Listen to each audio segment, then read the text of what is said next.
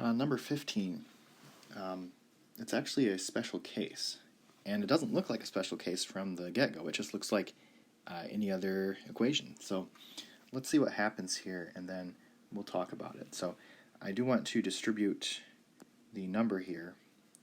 So I have 4x plus 7 is equal to 7x plus 7 minus 3x.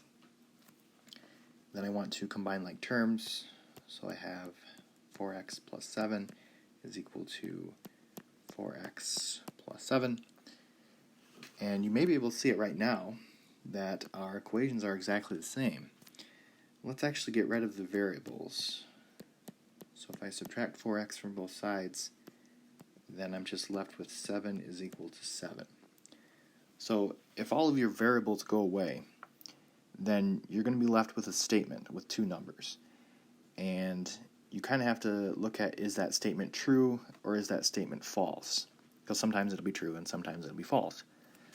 So this one is true, which really means that all solutions will work.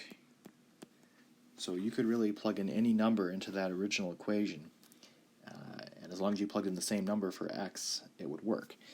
We have a special name for this. This is called an identity.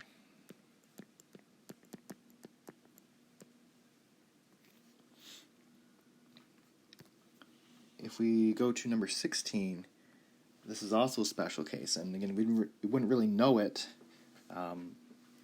because it doesn't look any different from our other one. So if I distribute that, that's going to be 4x plus 20 is equal to 21 plus 4x. And again, let's try and get rid of the variables. So if I subtract 4x from both sides, then I'm left with 20 is equal to 21. Now this is a false statement. So this is no solution, or the fancy symbol. So this means that there's no number that we can plug in for x where it makes this equation true. And we have a special name for this one. This is called a contradiction.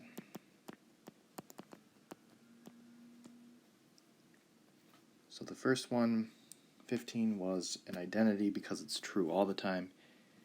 16 is a contradiction because it's false all the time.